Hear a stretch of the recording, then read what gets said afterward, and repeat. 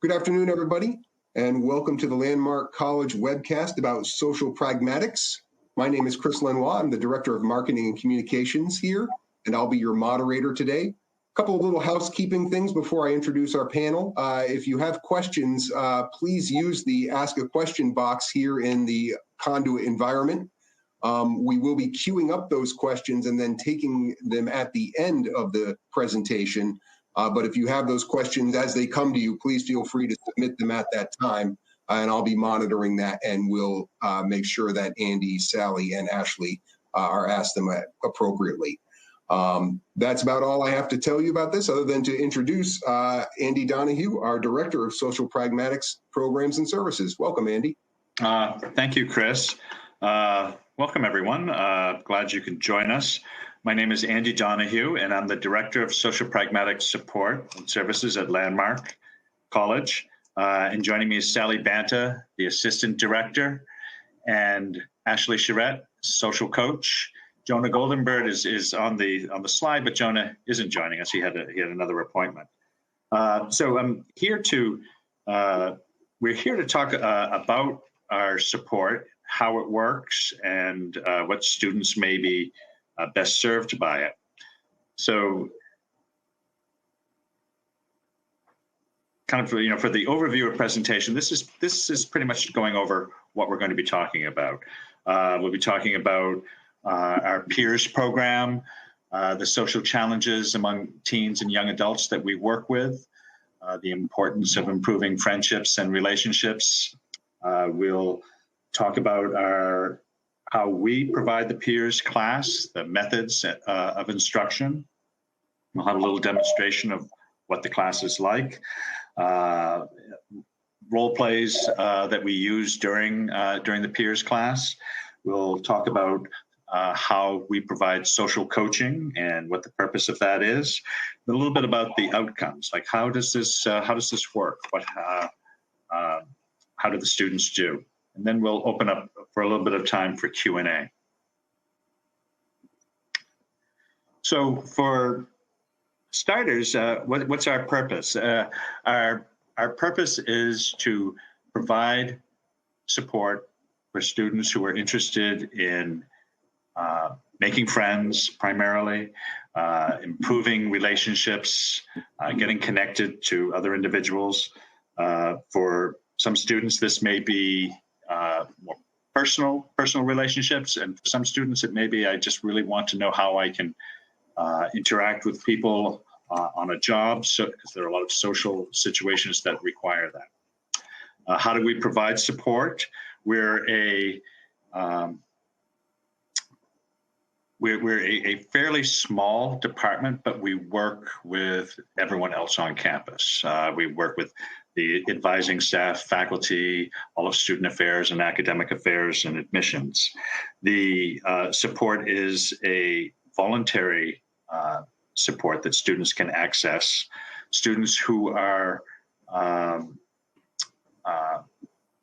referred to us initially through admissions with, students have an autism diagnosis or a social pragmatic diagnosis, or just even if it's determined that this might be someone who could benefit from your support. Those are students who were referred to us. Once students get here, they can also be, parents can contact us, students can contact us, their advisor. So we're really open to all students, but we initially reach out to students who have identified a concern during the admissions process. We provide support primarily on campus, although several of things that we're offering right now are also online.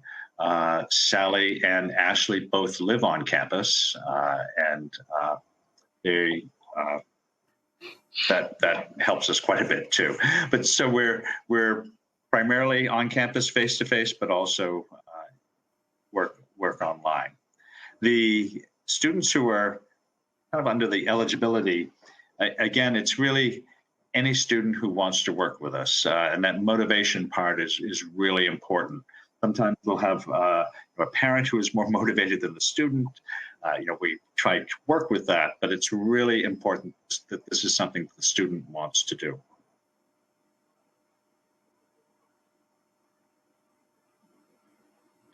So the the types of concerns that students have, or this if you were to think, well, what type of student works best with you, and I think my slides are a little bit. I'm going to jump ahead a little bit. The types of concerns that we have is, or students who have concerns, trouble with reciprocal friendships. It's maybe people who they are able to have that back and forth with a friendship, and it's not just one-sided. The students who might have poor friendship quality, less security in relationships. Sometimes students, we have a lot of students who can be socially isolated and not have a lot of experience socially. Their online friends may be much greater than their real life friends, and there's always that that leap with kind of having a true friendship is when you can deal with conflicts. And sometimes when students' only friends are online friends, if you're having trouble with someone, they just block you, and that's the end of the issue. And that ability to deal with conflicts and resolve conflicts is really important. Students, we also have students who've been peer rejected. This would be a student who might really want to make friends, but the way that they're interacting socially tends to push people away more. And so we'll work on trying to help teach someone some skills that can help with that. And for sometimes, for a lot of students, especially students with an autism diagnosis or difficulty with perspective taking, we can have students who run into problems with dating or romantic interests, greater incidence of stalking behaviors, difficulty kind of seeing something from someone else's perspective, and students who can also be really vulnerable to exploitation and victimization. Some of the other things that can come up as far as communication can be that pedantic style of speaking, poor speech prosody, making unexpected leaps in topics, focusing on maybe their area of interest without checking in to see if that's something of interest to whoever they're talking to. Difficulty interpreting verbal and nonverbal social cues. That can be voice tone, sarcasm, gestures, social touch. This is an area that a lot of students, and not just students who we work with, but a lot of students struggle with at this point in their life, kind of being able to read the cues. If someone is paying attention to you or seems interested in talking to you, what does that look like? What does sarcasm sound like? How do you know whether or not that's sarcasm? Being able to identify it and then learn the skills to deal with it is important.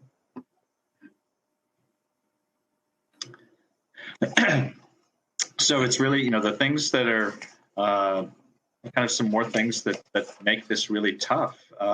It is the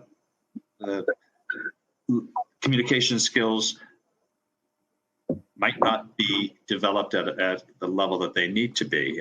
For some people, this can be kind of exacerbated by maybe being isolated in school, in a school that might have been away from home, not having a peer group to spend time with and practice with. Some of these students have troubles with starting, kind of knowing how to start a conversation and have that dealing with an individual who is different than your parent, and parents tend to be more accepting of social errors. So we work quite a bit with students who struggle with that area. Disregard for the other person's interests, one-sided conversations, and again, kind of back to that difficulty with reciprocal conversations. So I'm going to ask Sallie to jump in at this point. Thank you, Andy. Mm-hmm. All right. Again, my name is Sallie. I'm the Assistant Director of Social Pragmatics Support at Landmark, and I am a certified peers provider, and I facilitate the peers sessions, some of the peers sessions at Landmark. So what is peers? Peers, first of all, it stands for the Program for the Education and Enrichment of Relational Skills. It spells out peers. It was developed at UCLA by Dr. Liz Loggeson. She's a psychologist, and really where peers came from was from a group of autistic adults who were asked what kinds of supports that they wanted that would actually make their lives better. And these adults were really identified that they really wanted something that would help them with getting married, dating, making friends, because there really weren't any social skills support for adults. There are a lot out there for younger kids, but there's not much out there for adults, let alone something that's evidence-based. So that's when, UCLA, they started to develop the peers curriculum by looking at what socially successful young adults actually do, and also noting the common errors made by young adults with social challenges. So they came up with the ecologically valid social skills. So the social skills that actually work for young adults, where peers teaches skills that blend in, our students who are following and using the skills and steps from peers, it really works to just kind of, help them kind of slip in and just blend in among their peers so that their peers are more open to getting to know them and getting to know how wonderful they are. Next slide. So it's a 16-week curriculum. We meet once a week for 90 minutes.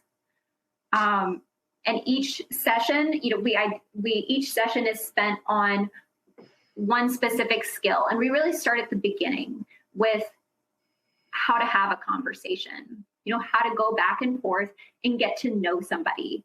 Then we move on to exchanging contact information, and then the rules around communicating with somebody over text or over the internet. Then planning get-togethers, all the way to resolving conflicts and dating skills as well. It's not a friendship matching group. The point is not for students to come to peers and meet people, meet potential friends. If they make friends with each other, great, but that's not the point. The point really is for them to learn skills that they can use out in the world, at Landmark and beyond, when they meet people that they actually want to get to know, and become friends with, and or date. It's also not a therapy session. We're really focused on the skills, right? So students, instead of processing emotional experiences from the past, we'll ask students to hold that until after class. They can talk to me, they can talk to Ashlee or Andy to process something if something came up. We ask students to really, out of respect for the group and the group's time, that we're going to just stick to learning the skills, right? And we always work with our students to we encourage them to look forward and think about, what they want to do differently next time. We also have, so peers is designed to include social coaching. Social coaching is one-to-one sessions. The curriculum, as it was designed at UCLA, was for the parents to be social coaches. So parents would learn the peers curriculum along with the students. And then, when families are at home, the parents support their student in applying these skills. Here at Landmark College, we have social coaches on staff who work with the students. So we support them in practicing the skills that they learn and then thinking about who they know, who they've met on campus that they would like to try these skills with, who they'd like to be friends with. Also, Andy has a parent session once a week. So parents are looped in to what we're covering in peers. And that's so helpful because our students are going to leave college eventually, but their parents, their families, they're going to continue to be in their lives. So, and it's also really helpful to be on the same page with parents and just giving social guidance to our students. All right, next slide. So who should attend? I mean, any student that identifies with the idea of wanting to make and keep friends, but they're having they're facing challenges. They're socially motivated. That's really what I mean by they're wanting to connect with others and make and keep friends. I find that a lot of students, who may not at first appear socially motivated, if I'm having a one-to-one conversation with them, when we're first getting to know each other and I'm telling them about peers, if I kind of remove the pressure and I let them know that you don't have to make friends, it's your choice, you're an adult. A lot of my students who tend to be more guarded will actually open up and share that they do in fact want to make social connections. So I think and most of our students are actually very socially motivated. We also need students who are going to commit to attending regularly. That really is because it's a curriculum. Peers is a curriculum. The skills really build on each other. And, for example, if somebody misses the sessions on how to have a conversation, when we get to the chapter on joining a group conversation, they're not set up for success because they don't have that background knowledge. So we really ask students to attend regularly. We know sometimes students miss. We ask them to try not to miss more than 2. And if they do have to miss, our social coaches can catch them up. All right. Next slide. Thanks. Oh, Oops. there we go. Thank you. Okay. So what is a session like? What do we do for 90 minutes? It's pretty formulaic, which works pretty well for everybody in the group, the students, for me, the social coaches. And we begin with a didactic lesson. This is where we really open up and talk about the rules and steps that work for the skill that we're talking about that day. The didactic lesson includes role plays of those targeted skills. We always have a bad role play first to demonstrate why it's so important to know how to exchange phone numbers the right way, and what it looks like when it goes wrong. Then we talk about what they can do instead, and then we have a good role play. Our role plays are either all bad or all good, just to make it really clear. Then students have the opportunity to practice in the session. We pretty much, sometimes we'll break into small groups, or we'll just go around the classroom, and the student will get to practice with a social coach. Let me just tell you how brave my students are. The vast majority of them participate. I could probably count on one hand the number of times that students have decided to pass on practicing. They can always pass, and I make that clear. But most students really are brave and eager to practice. And it really is a lot of fun, too, for the whole group. And then we assign some homework To learn the skill, they've got to practice, right? We've talked about the theory, but now they need to go practice and then apply their newly learned skills. And that's where, they can really do that with working with a social coach. Social coaches do role plays with them, not role plays, but behavior rehearsals with students. And then really think about, who on campus, like who specifically, names, how you know them, that you might want to get to know. And then there's that little bit of an accountability piece too. All right, next slide. So yes, the role play, a little bit more about the role plays. We have peers online and we use our video role plays.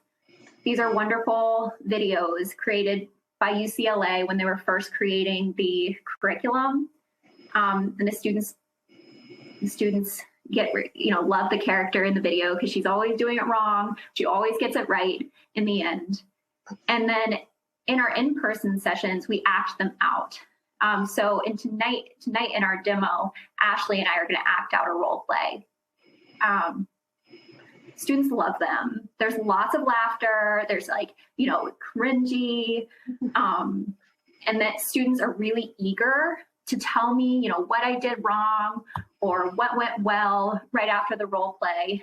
And then also each role play is followed by perspective-taking questions. These are really helpful because it first starts with, what was it like for the other person? What are they going to think of me? And do you think that they're going to talk to me again or want to hang out with me again?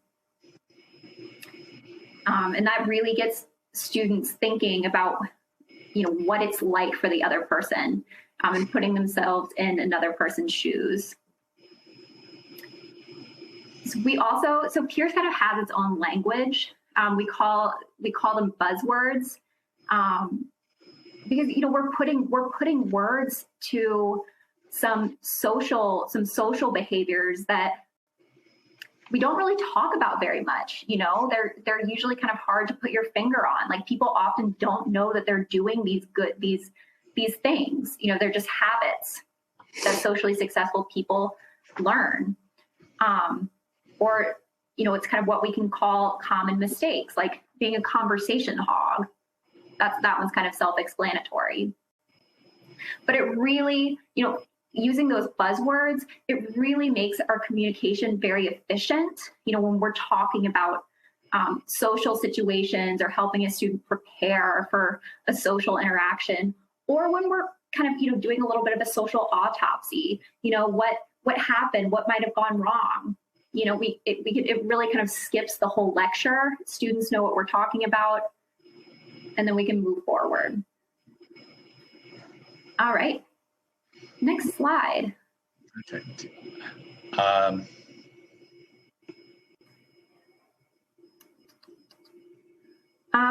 So I am going to take a second to turn on my light, and then I'll come back and Ashlee and I will do a quick demo of a class session.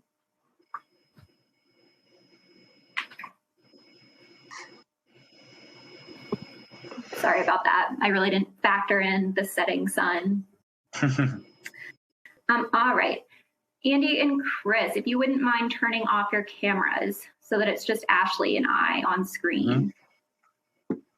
Okay. Great, thank you. Okay, so the demo that I'm going to do today is from session 4. So imagine that we've been working together as a group for about 4 weeks, right? So we've already learned the essential skills for starting and maintaining a conversation, and also finding sources of friends, activities students can go to where they can meet other people with common interests. So we're about 4 weeks in, and now we're going to talk about deepening those friendships, right? And a step in deepening friendship often includes trading cell phone numbers. So let me begin.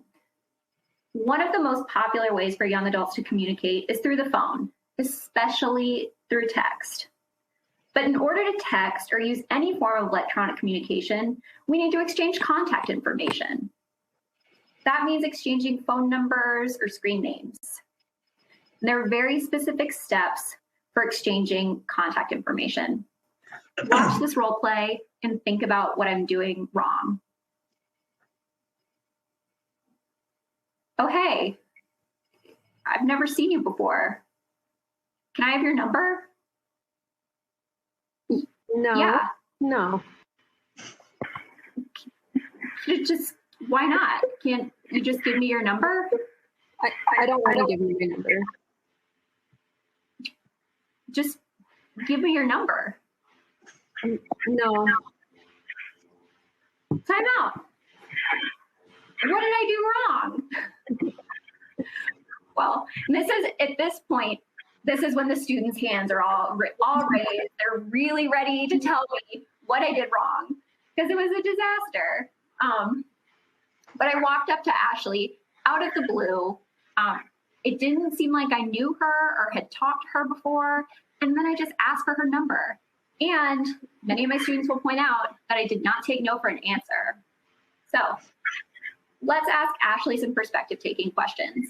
Ashlee, what was that like for you? It was awkward and uncomfortable. I believe it. What did you think of me? I thought you were kind of pushing my boundaries a bit, you know, not taking no for sure, but it felt uncomfortable in that way. Am I somebody that you would talk to again? No. I bet you might avoid me even. Yeah. I would understand. Well, I understand. Thank you, Ashlee.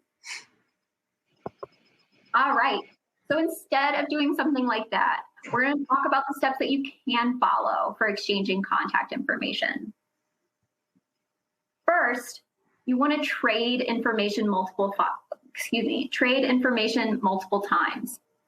So backing up all the way to our very first session, trading information is what we do naturally when we're having a good conversation with somebody.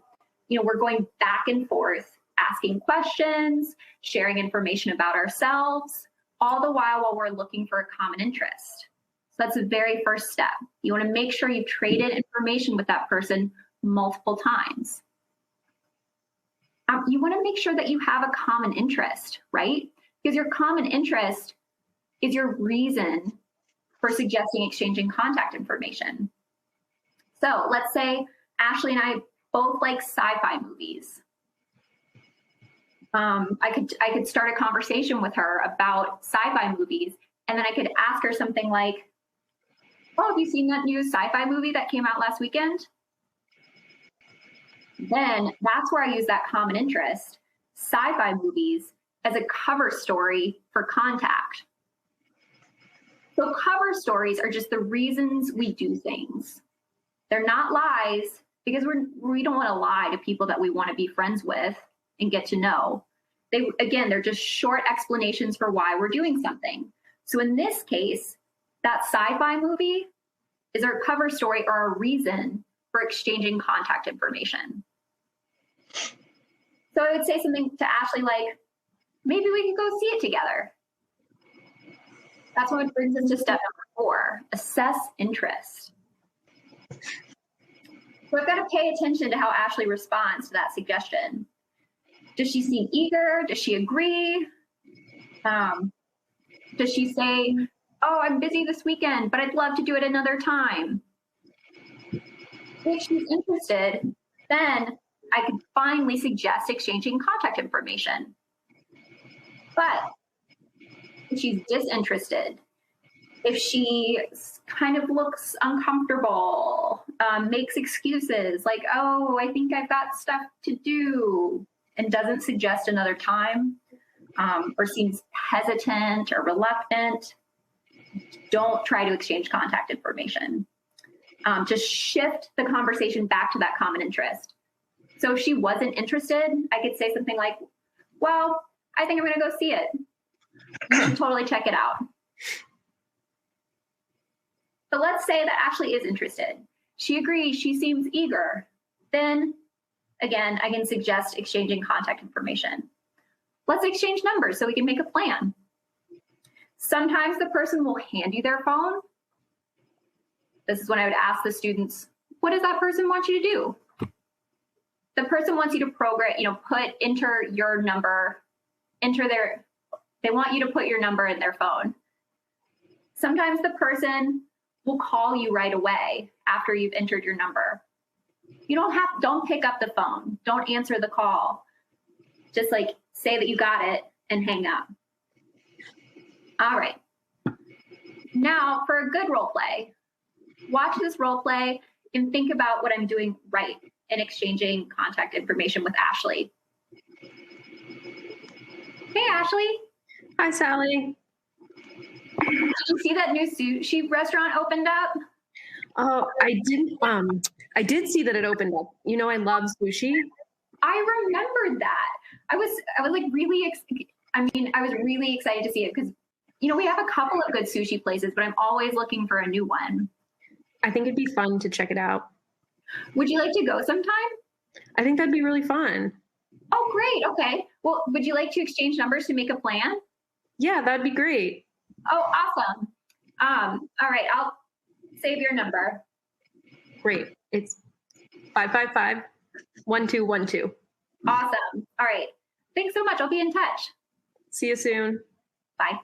Time out. Right.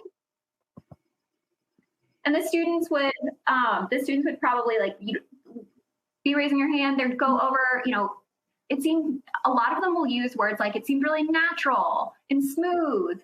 And then we'll look at the steps. Why did it seem natural and smooth? Which of the steps did I follow? And now let's ask Ashlee. Ashlee, what was that like for you? It was way more comfortable. It felt really natural. Great. What did you think of me? I thought you were really nice. I appreciated that you remembered my love for sushi. Fantastic. Mm-hmm. And would you talk to me again? Absolutely. Great. Thank you so much, Ashlee. All right. That is the end of the demonstration of a peers session. Chris and Andy, you're welcome to come on back. Okay. Are we back? Right now, I just see Ashlee.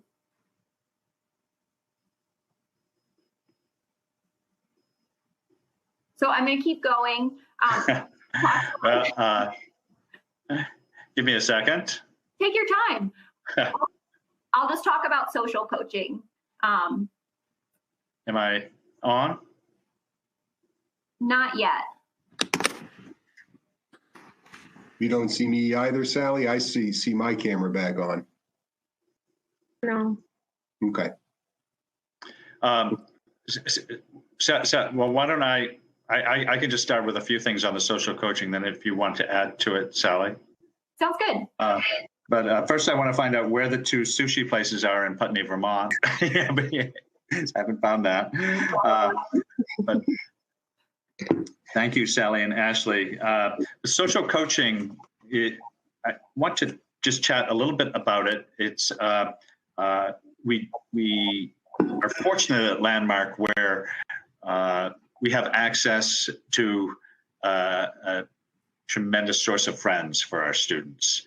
The original model through UCLA really relied more on the parents as the social coaches, and that can have some limitations sometimes because the parents may not really know that many other young people who they can connect the students with. So that's an advantage that we have with having the social coaches be staff who are on campus and have an idea who's who, what groups are happening, what clubs are out there, and what's going on. Our social coaches meet with our students for one meeting a week. Sometimes it's a little more if we determine that that's what's needed. And the emphasis is really on reviewing what is covered in peers. Sometimes, I mean, if you were to watch a peer session, I think almost everyone's there. People tend to not miss miss the sessions at all. They're laughing, they're having fun, and it's 90 minutes, which for a student to sit through a 90-minute class, it has to be pretty interesting. But sometimes the information doesn't really stick, and that's where the social coach really helps out with reviewing the information that we went over in the group, and then also helping students generalize it to their life. But by referring back to what's covered in the session and then reinforcing it with these are some connections that you could make on campus. These are some people who have some shared interests with you. Let's talk about how that might happen. Really increases the likelihood of success. The caregivers as social coaches, I say caregivers, it's usually parents. We do still involve parents in that piece. Sallie had mentioned we have a weekly parent meeting. It's a Zoom meeting at 6 o'clock on Tuesdays, where we review the same curriculum that we cover during the peers group, but it's much more condensed and with less, it's less interactive. But we want parents to know the information that we're covering and how we do it, and the language that we're using, the buzzwords that we're using, and then how we're going to be following up with the students. The social coaching on campus is really,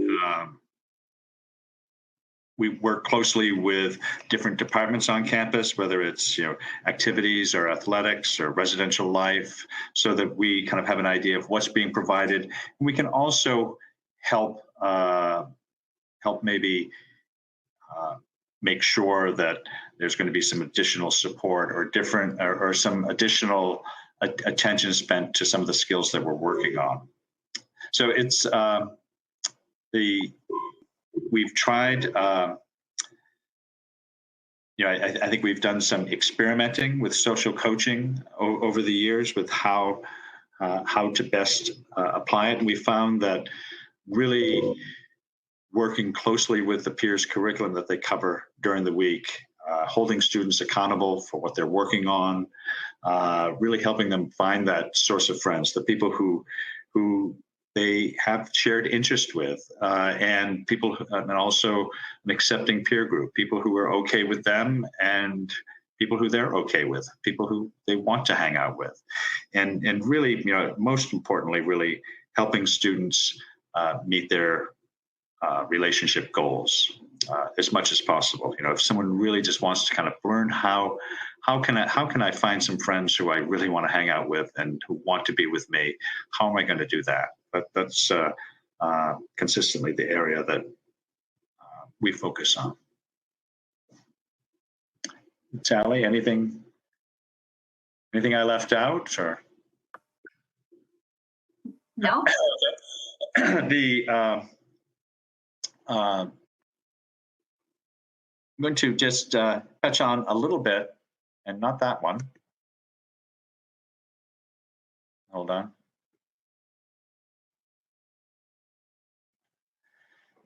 The outcomes, and I also want to just kind of give you an idea of what we are offering for peers sessions. We have an online session which meets once a week in the evening. This works for students who may prefer an online platform, or for students who aren't on campus, and it allows us to have a little bit of a larger group. The students who are in the online group, if they're on campus, they have the option of meeting with a social coach in person or online. And then we have 2 peers groups, which have 10 students each, plus program assistants and facilitator. Sallie, Ashlee, and I are all certified peers facilitators. So one of us, but usually Sallie or Ashlee are running these groups, are there with 2 program assistants who are students who've either been through the peers program or in a student leadership role.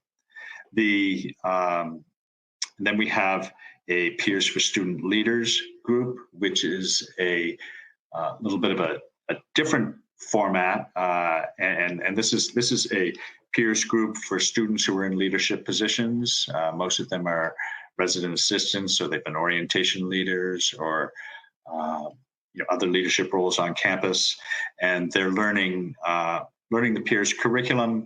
And then instead of social coaching, there's a hour-long discussion group. We're talking about kind of how they can apply this in their work in working with people. And last couple of things, we have a peers dating boot camp, which we had our first session during the January term here, and it was very well attended. It's a 3-week session.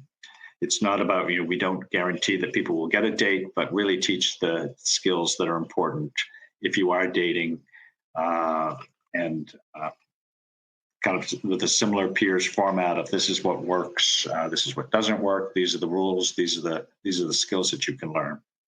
And last, we have a college to careers session, which is a 6-week session, which focuses on more of the soft skills needed for employment, interviewing skills, your online presence. Don't have someone walking the bathrobe behind you while you're in an interview, or your cat on your head, or different things. Kind of the and then dealing with coworkers, advocating for yourself with an employer. And a lot of that is kind of reiterates what students are learning in other areas on campus with how to talk about your learning difference. If you're with an employer, how can you tactfully say, this is what I need in order to do my best job. This is how I can advocate for myself. So all of these programs are voluntary, and right now they're all almost full. So they're very well attended. The outcomes, does this work? Evidence shows, from the peers program there's quite a bit written about it, and quite a bit of research connected to it, that it does show that it works. Our own monitoring and feedback that we get from students and families is that it does really make a difference with making friends, maintaining relationships. Anxiety is reduced, of course, when someone feels connected and they have friends. It makes such a difference with depression and loneliness. For our role in the college, it really helps because students tend to stay longer, and they tend to be more involved. It just is. We talk a lot about that. One of our goals is to be able to help other people see the students the way that their parents see them. And we work closely with parents, and so often here, he's such a nice kid. If people only knew him, if they only knew this part. And so that's the part that we really try, to help the rest of the world see. Then we have a few comments. I'll pull that back leave it on for the Q&A. But Sallie, Sallie's going to be the new co-director of the Center for Neurodiversity. Maybe Sallie, if you can do this slide for us. Yes. Mm-hmm. So peers really lines up with neurodiversity philosophy, which is important to us at Landmark, because social skills curriculums are actually pretty controversial in autism communities, because there's a message in a lot of curriculums, one that people have to be and act a certain way, and if you don't, that's not right. There's something wrong, and that's problematic. And the difference with peers really starts with how it came about. It did come about when a group of adults, who were asked what they wanted. They said they wanted a social skills curriculum, and that's how funding then went to UCLA to develop the curriculum. So there's that kind of nothing about us without us piece. That's a line really strongly associated with neurodiversity. So people with autism were part of the creation of peers. And John Elder Robison, who is a huge neurodiversity advocate, autistic man, best-selling author, he actually wrote the foreword for one of the peers' books. And so that's like just kind of at the beginning, it lines up with neurodiversity principles. Also, in our training, in our peers training, and in the manual, it's really clear that this is not for students who aren't socially motivated. Making friends is a choice. When you're an adult, like, you don't have to make friends. You also don't, maybe you're happy, on your own. That's okay. You're okay the way you are. And if you are wanting friends, if you are wanting to date, and you're struggling, there should be something out there to help you, something evidence-based. So, and that's I like this next quote. It's not what's the matter with you, it's what matters to you. So that's really where we come in to support students in meeting their goals of connecting with others. Thank you, Sallie. I'm just going to leave the student comments up here on the board, but I think right now we're open for any questions. Chris? Yeah, nice work, Andy and Sallie and Ashlee, on everything there.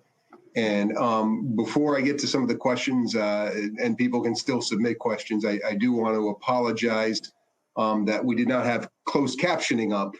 Somebody right at the beginning asked about that, and that will be part of the recorded version of this. There will be captions on that. And if somebody, we usually send out an email with the link to the recording. If you don't get that for some reason, want to make sure you get that link, you can send me a direct email to marketing@landmark.edu, and I'll make sure that when we get the recording of it with the captions that you'll be able to see that. So again, sorry about that. Okay, so the first question is actually, there's a comment here. We are in Los Angeles, and my son attended peers about 4 years ago at UCLA. And that dawned on me, even though it was a comment, Andy, that peers must be a program that gets data from every participating organization, whether it's UCLA or Landmark College, and builds on the program over time. I think that would be interesting to hear for people in the audience as how they continuously improve that curriculum. I think so. It has really. It's. I think there are programs in almost every state and like 17 countries or whatever also, and it's a very UCLA is very generous with sharing their information, and I think I've also kind of created an environment where people are really want to contribute back to their database. So there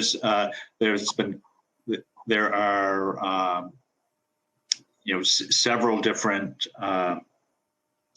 organizations, and not so much colleges, but I think more just standalone programs that have been collecting data, and it's really pretty consistent. This works, and if you see the group and if you see the students, it's like, well, yeah, it works because this makes sense. It's fun.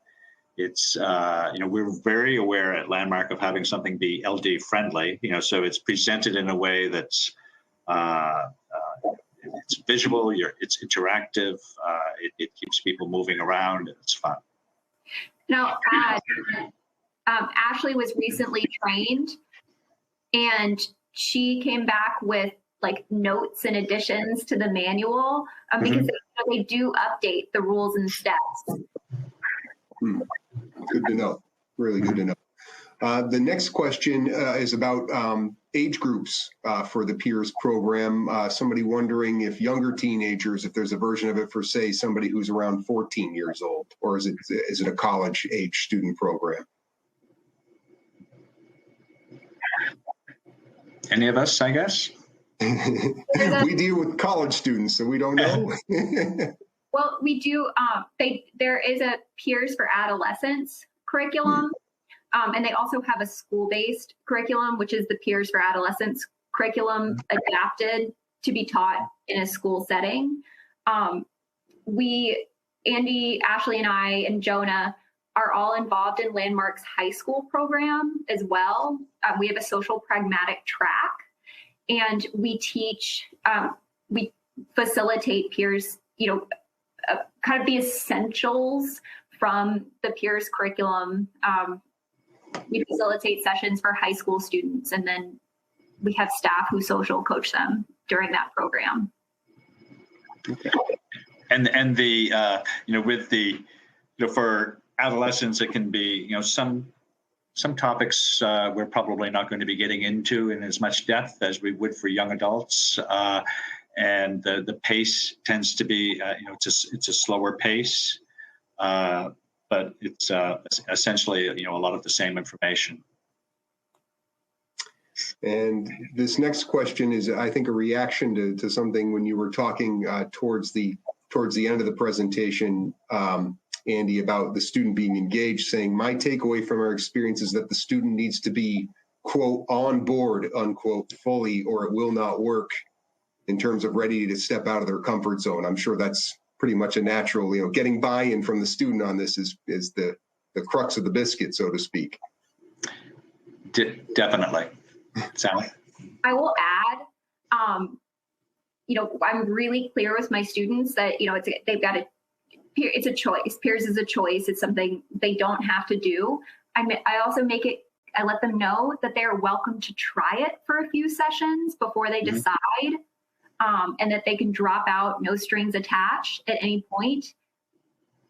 We have a lot of students who come into peers that way, who are like, I'll try it, but you promise I can drop it if I don't like it? And I'm like, absolutely. And then they do end up staying for the whole curriculum. We do have a couple more questions and a couple minutes left. If folks have additional questions for Andy or Sallie or Ashlee, get them in now so we can ask them.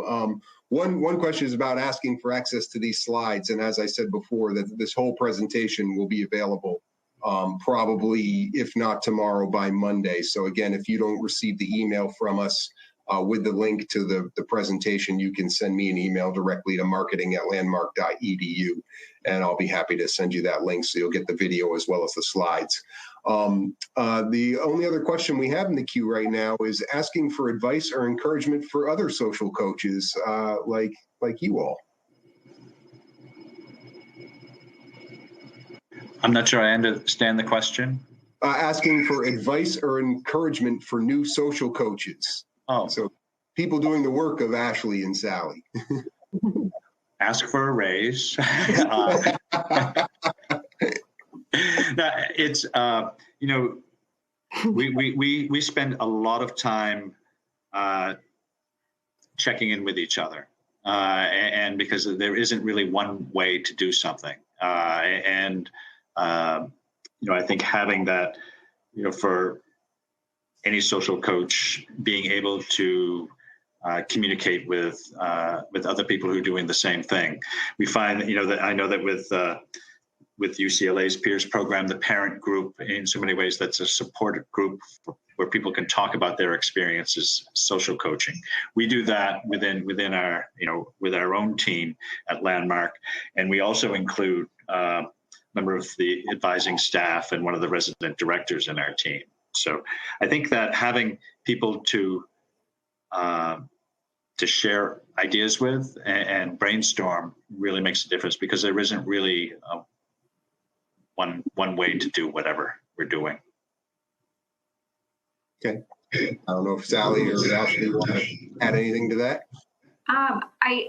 Do your research. Make sure the social skills advice that you're giving is good advice, evidence-based, stuff that really works, that's ecologically valid. Also, you're like, all the students I work with, they come with good instincts and knowledge and information.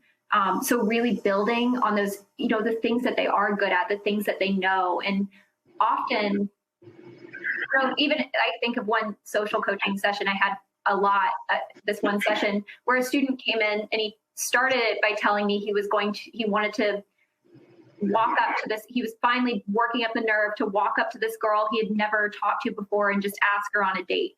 And just asking that student, well, what do you think it would be like for her? He thought, I'm creepy, she doesn't know who I am. And like, he had all of that knowledge there, and he didn't need me to lecture or like caution him. But he really came up with those ideas himself, and then like what to do instead, start a conversation with her based on a common interest. And like those instincts are there, and just, asking them the right questions is really important. Okay. We do have two more questions, and I think we have time to get to both of them, and maybe the folks on the platform can allot us another 5 minutes just in case we run over. But one of them is, do I understand that Peers is offered during your summer program for high school students? I can say as the marketing director, yes, we have a social pragmatics track for our high school program, but Andy, maybe you want to talk a little bit about what that looks like. It is, like Sallie had said, it's we call it an essential peers program because we wanted to kind of make it clear that we weren't cramming in 16 weeks into 3. So it's 3 weeks, and social coaches work with the students separately outside of the session. We cover kind of the basic introductory areas. And then the social coaches work with the students on finding places to practice this during the program. So it could be during activities or with their roommates or friends who they're making. It's the other piece that is probably more I guess, very important for this high school program is we do meet with parents twice a week for a kind of a review of what we're covering and what strategies can be helpful for once the student's coming back from the program. So that when a student is coming home and saying, well, I need to find a source of friends, the parents know exactly what they're talking about. Or if they say, I just found a friend, or I've got this, new friend, and so is it a best friend or acquaintance or a regular, being able to kind of talk using the same language the students have been learning. But it's fun, and this year it was online, which we weren't sure quite how that would go, but it was great. Students were really engaged. And let me say to somebody who just asked about where they can find information on our website about that, if you go to the summer tab on landmark.edu, right along the top of our website, you'll see summer, and then you can click on that and you'll see high school program. And there's 2 tracks. There's the traditional track and the social pragmatics track. So the social pragmatics track of the high school program is where you'll find information about that. Last question here in the queue, and one I'm surprised took this long to get asked, talking about how COVID has affected the meetings and these interactions in the peers program. I know we had to deal with this last semester or in 2020, as well as the summer program. So we're pretty well versed in this by now, I think. Sallie, do you want to take a shot? I mean, it's hard. It's just hard for everybody. And I think everybody can understand, your freshman year of college, if you had to stay 6 feet away from folks, it's harder. I think the fact that everybody on campus is in it together really makes a difference. They're all wanting to make connections and make friends. And we're still running, they're here on campus instead of at home learning online. So there's still so much more incidental, interactions that they have with their peers in the residence hall, in their classes, and we still have a lot of activities going on. So it is hard. The spring semester seems a little bit easier than the fall, I think, because everyone kind of knew knew, okay, there are going to be new rules coming up, and I understand that's just part of what happens now. So students, was the adjustment was, I think, a little easier for some students, but I think people are pretty resilient and find ways to connect in different ways. I think the friendships are still happening, and it's maybe a little bit more intentional now in how we go about it. Yeah. Great. Well, I think we are just about out of time. I want to thank Andy and Sallie and Ashlee for all the great information they've given us today about social pragmatics programs and services here at Landmark College, as well as sushi recommendations for the area. Appreciate that as well. Want to let everybody know there, especially the folks who are asking about summer programs, that our next webcast here on Platform Q will be about our summer programs. That's 2 weeks from today on Thursday, February the 25th. That will be at 6:30 p.m. Eastern time. So if you want to get more information specifically about the Pierce program in the summer programs or other information about summer programs, make sure you join us for that. Until then, hope you all have a great evening. Take care.